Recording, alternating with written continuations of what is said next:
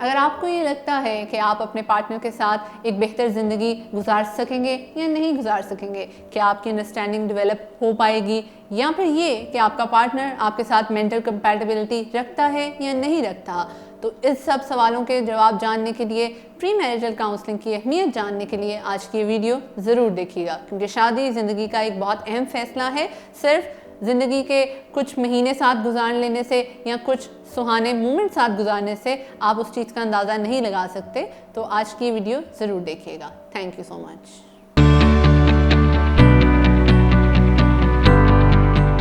السلام علیکم، میرا نام سارہ احمد ہے اور میں کنسلٹنٹ کلینکل سائیکالوجسٹ اور ریلیشن شپ کاؤنسلر کے طور پہ مسعود ہاسپٹل لاہور اور اکرم میڈیکل کمپلیکس لاہور میں اپنی سروسز دے رہی ہوں۔ آج کا ہمارا ٹاپک انتہائی عام مسئلہ ہے ہمارے کپلز کا، جو ہے کہ ہماری انڈرسٹینڈنگ ڈیولپ نہیں ہو پا رہی، ہماری مینٹل کمپیٹیبلٹی نہیں بن پا رہی، ہم ایک دوسرے کو انڈرسٹینڈ ہی نہیں کر پا رہے، یا ہمارا گزارا اب ساتھ نہیں ہے۔ ایسے سارے پرابلمس کے ساتھ جب پارٹنرز ہمارے پاس آتے ہیں تو ہم ان کو سجیسٹ کرتے ہیں کہ آپ میریٹل کاؤنسلنگ لیں۔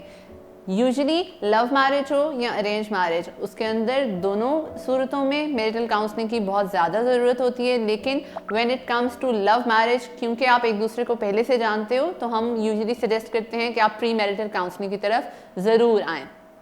اس کا مقصد یہ ہوتا ہے کہ یوزلی جب آپ شروع میں لو ریلیشن شپ میں ہوتے ہو یا کسی بھی تعلق میں ہوتے ہو، اس ٹائم پہ تو آپ کو چیزیں بہت سموتھ نظر آتی ہیں، لیکن جب آپ ایک دوسرے کے ساتھ رہنا شروع کرتے ہیں تو چیزیں اس طرح سے سیٹل ڈاؤن نہیں ہو پاتی، یا آپ کو لگتا ہے کہ جو ایکسپیکٹیشن آپ کی اس رشتے سے تھی وہ پوری نہیں ہو پا رہی۔ یوزلی جب کپل ہمارے پاس آتے ہیں کاؤنسلنگ کے لیے تو ہم ڈفرینٹ سائیکولوجیکل ٹیکنیکس کے ذریعے ان کی کاؤنسلنگ کرتے ہیں، لیکن سب سے پہلے جو ہم توجہ دیتے ہیں وہ اسیسمنٹ پہ ہے۔ دونوں پارٹنرز کی اسیسمنٹ کی جاتی ہے، جس کے اندر ان کی پرسنالٹی ٹریٹس، ان کی ہیبٹس، ان کی پرابلم سالونگ سکلز، ان کی ڈیسیژن میکنگ سکلز اور ان کی کمیونیکیشن سکلز کو دیکھا جاتا ہے۔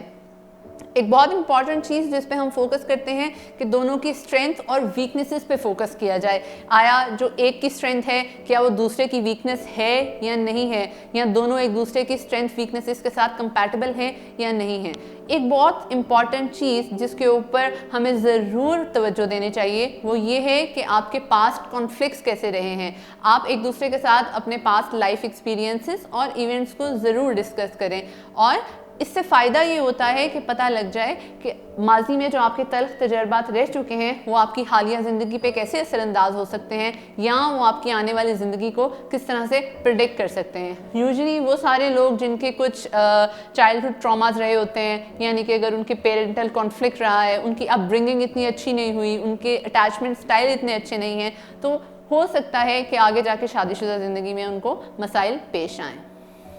پرسنالٹی اسیسمنٹ اور اسکل اسیسمنٹ کے بعد ہماری جو کانسنٹریشن ہوتی ہے وہ اس چیز پہ ہے کہ ایک دوسرے کے ساتھ ہم زندگی کی اور امپورٹنٹ چیزیں ضرور ڈسکس کریں۔ اس میں یہ آ جاتا ہے کہ آپ دیکھو کہ ریلیشن شپ کو لے کے آپ اس میں کیا رول دیکھتے ہو اپنا۔ آیا کہ آپ چاہتے ہو کہ دونوں لوگ جاب کریں یا ایک پارٹنر جاب کرے؟ آپ کی فیملی ڈائنامکس کو لے کے کیا ایکسپیکٹیشن ہے؟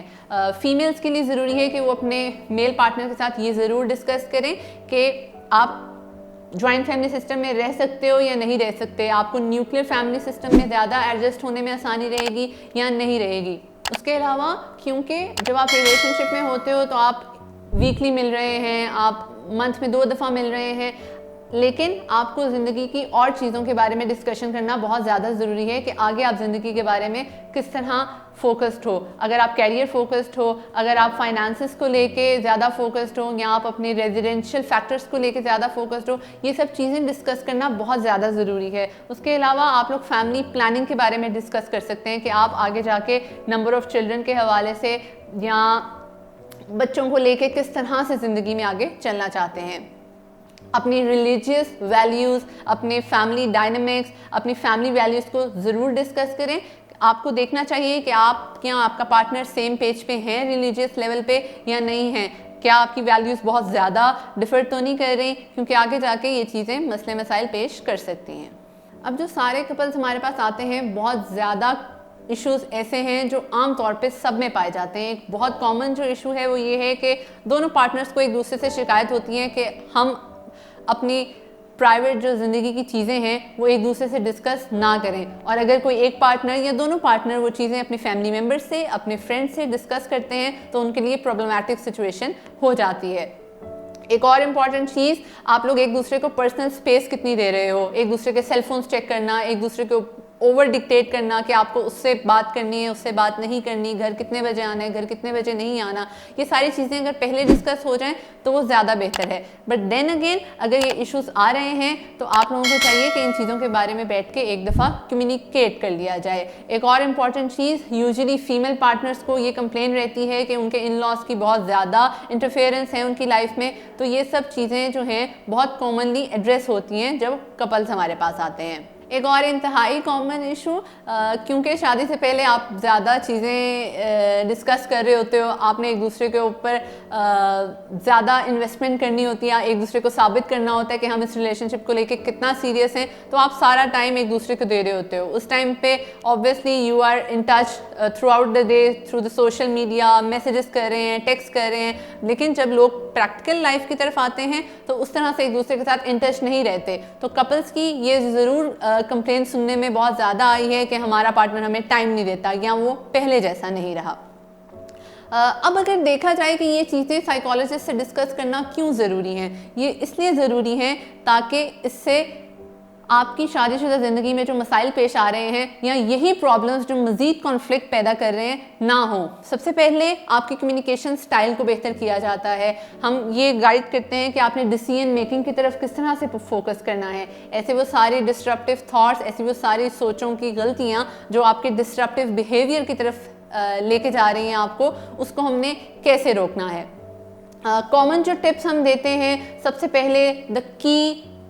Tip for a better marital life is communication. आप एक दूसरे से कम्युनिकेट करें। अब कम्युनिकेशन ये नहीं है कि आप सिर्फ एक दूसरे से कंप्लेंट्स कम्युनिकेट करी जाएं कि मुझे आपसे ये शिकायत है, मुझे आपसे ये शिकायत है। आप एक कंस्ट्रक्टिव कम्युनिकेशन रखें। जिस तरह से आप लोगों ने हैंग आउट के लिए टाइम निकाला होता है या एक चीज़ स्केड्यूल की होती है, इसी तरह आप लोग एक अपना कंस्ट्रक्टिव कम्युनिकेशन का टाइम भी स्केड्यूल करें, जिस टाइम पे बैठ के आपने एक दूसरे से डिस्कस करना है कि उसको आपसे शिकायत क्या है और वो इस रिलेशनशिप में आपके रोल को लेके क्या तब्दीलियां चाहता है, ताकि आप ज़्यादा से ज़्यादा मसाइल की तरफ ना फोकस करें बल्कि प्रॉब्लम सॉल्विंग की तरफ आएँ।